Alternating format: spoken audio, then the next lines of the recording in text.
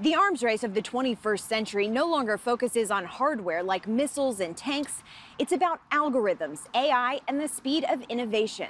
To gain a cutting edge over our adversaries, the Defense Department is looking to the private sector. And the team making it happen is the Defense Innovation Unit, or DIU. When I think about the mission of DIU, it is very, very firmly rooted in the fact that we need to make sure our service members, our warfighters, have the best technology on the battlefield and whatever that battlefield looks like in the future. And to do that, you have to think outside of the box. You have to think outside of the Pentagon, and you have to be able to move with speed. The unit's director of commercial engagement, Sarah Pearson, has a background in both military service and commercial tech development. Sitting down with CBN News, she explained the importance of bringing a Silicon Valley mentality to the Pentagon. When we bump into red tape of, oh, let's go do this formal thing, this will take 3 to 6 months, we're just immediately questioning that.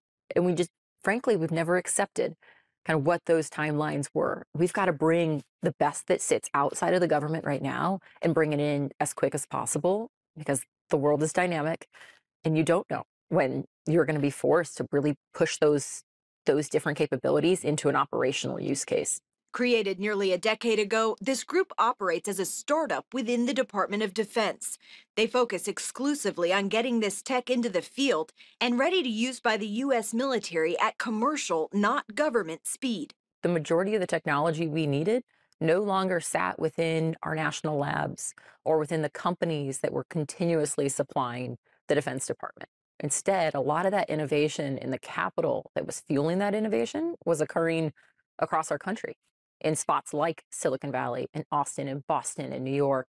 From battlefield drones to satellite analysis and cybersecurity, DIU has launched more than 100 commercial solutions since its founding in 2015. The unique process being teams first learning the different needs within the Defense Department, then taking the issue straight to the private sector. So we share the problem on the website, we leave it up, we go through a series of down selections. Ultimately, that plays out over about 90 days, 3 to 4 months. At the end of that 3 to 4 month period, we put companies on contract to then come deploy their capability. Let's validate if the capability solves the problem that we have. We'll do a little bit of extra development in there to really make it a slam dunk. And then if it solves the problem, now let's go scale it. Let's go bring other people across the Defense Department to benefit from that capability. Domino Data Lab is one of DIU's latest partners. Their mission? Help the U.S. Navy find a better way to identify threats underwater. What the Navy was looking for was a way to rapidly iterate AI models for underwater target detection. Their current process took almost a year to retrain and redeploy a model. And you can imagine that is not acceptable. Our platform was the backbone for rebuilding and retraining those models and deploying them more rapidly. And Domino helped dramatically reduce the time required from over 6 months to under a week. And our target is to get that down to a day in the future. Chief Operating Officer Thomas Robinson tells CBN News, although Domino had never worked with the military, the potential became clear when the request came in for the Navy's Project Ammo. One of the horror stories you hear many times from startups that try and engage with the Department of Defense is it takes forever. You spend a lot of time, you spend a lot of money waiting to get to a significant contract. And honestly, when we met the DIU, it seemed like a different way of working. Domino's success on Project Ammo resulted in the opportunity and funding to move into other areas within the Pentagon. Robinson sees building trustworthy tools for warriors as their top priority. We test extensively. We monitor the systems that are operational so that we make sure that they're still working within their design parameters.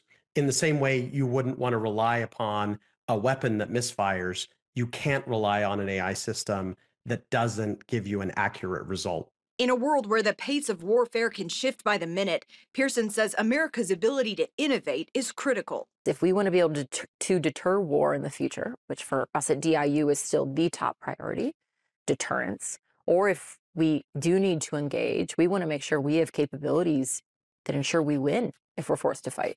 As the Defense Innovation Unit continues to break down barriers, the Pentagon is proving it can cut loose from bureaucracy and keep pace with cutting-edge technology, an edge that could define success on tomorrow's battlefield. Caitlin Burke, CBN News, the Pentagon.